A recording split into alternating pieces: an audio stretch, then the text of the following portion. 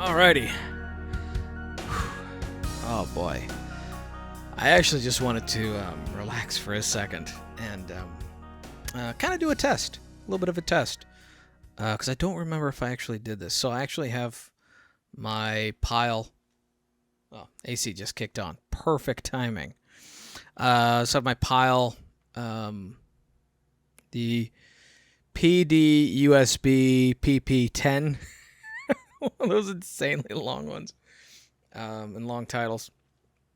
So I just finished doing a comedy show, comedy gig. If I knew the AC was going to turn on, I would have just used the handheld, but whatever.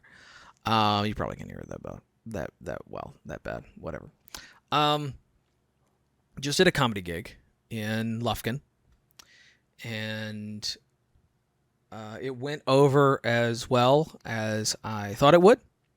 It was a nightmare.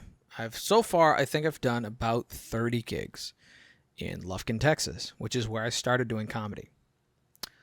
And they've always been terrible. They've always been bad. Which for a long time, I thought it was me. And actually, the last show I did before I retired from comedy, I use air quotes because I didn't technically retire from comedy, but I did need a break. The last show I did was in Lufkin, Texas, and it was all my best bits, and it still sucked. Still was terrible. So I figured, obviously, it's me. It's got to be me, right? Well, did basically, nothing for almost a year, and then Simply Courtney, one of my favorite comedians to do road comedy with. Kind of wanted to get me back out there. He really wanted to do this gig. And so we kind of set up a whole bunch of smaller gigs before this one in other places in Texas. And they all went great. All killed. The same jokes I had been working on for a long time. And I had, I'd improved them. I'd kind of cleaned them up and tightened them up a little bit better. But essentially the same jokes, same punchlines. And they killed. Which was surprising due to the fact that I hadn't been doing comedy for about a year. And then we come around to do this show. So I'd done 5 shows, doing about 30 to 45 minutes each time. And I think there was like 1 or 2 where I did like 15 or 20 or something like that. And all the same jokes, all killed, did great. Tried to do the exact same jokes in Lufkin, Texas. And just as I suspected, every single time I'm in Lufkin, there's always a problem. And this time, there was a table of very loud, drunk people. Now, normally, I'm pretty good at dealing with hecklers. I have a few great shows where I just destroyed people, or I did crowd work for a while. And, I've gotten pretty good at it. Well, the problem is this was a charity. So I couldn't really go at them the way you would normally go at somebody doing comedy. I wasn't able to go at them as raw or as savage as one would normally go at someone if it's actually at a bar or a comedy club or, a venue where they didn't technically pay. I mean, they were paying a lot for these seats for this charity. So I can't really go at them too hard. So I'm trying to, banter with them a little bit, but I'm giving them warnings. And I gave them 2 warnings, but they didn't stop. They kept going. I tried to ignore them. They kept going. And they kept going, and I don't know if they just knew when to be the most obnoxious, but ruined so many setups and punchlines at their most crucial point. And after a while, I tried going on a little bit longer because there was a bit of a miscommunication. We weren't sure if we were supposed to be doing, because originally it was the opener would do 30 minutes and the headliner would do an hour. That's what we did last time, and I headlined last time, and it still wasn't great. And so I told Simply, you can do the headlining this time. I'll do the 30. Considering I hadn't been doing this for, I've been out of it for a while. You can do it. Totally fine. This is, and he did great. He killed it. He did amazing, as I knew he would, because he had been consistent. But they did still try to ruin his show. He just ignored them, and kept screaming and talking over them. And Simply, one of the things that I've noticed, and I really, really love this about him, is that he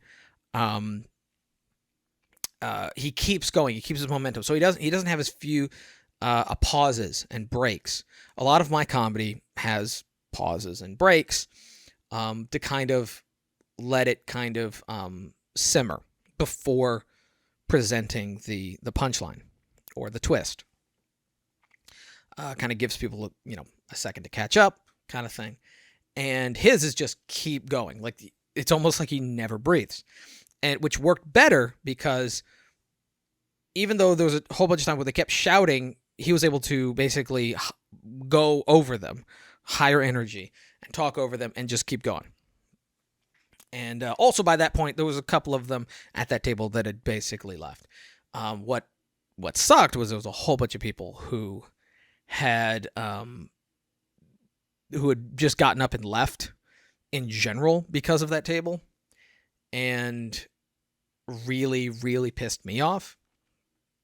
And everyone in the room got it, but no one, not even okay, so after a comedian has kind of given you a warning, after that point, it's basically the venue owner or the host or whoever is in charge of the evening to basically get rid of you, to get rid of these people, because they're ruining it for everybody else. But if you don't have that, if the comedian doesn't have that kind of backup, if there's no one that actually, actually acts on that, because a comedian can't get off stage and actually, grab people and move them out of here. Comedian can only warn them, that's it.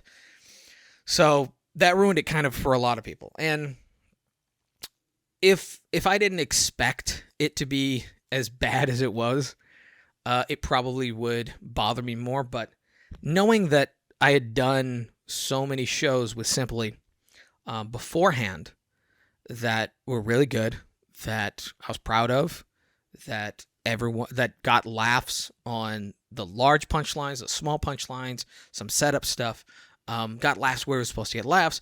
I know that it's not me, at least to some extent. I probably need to find some better ways of dealing with hecklers when it's a more delicate situation, because I've had so many times when it's been like, drunk college guys.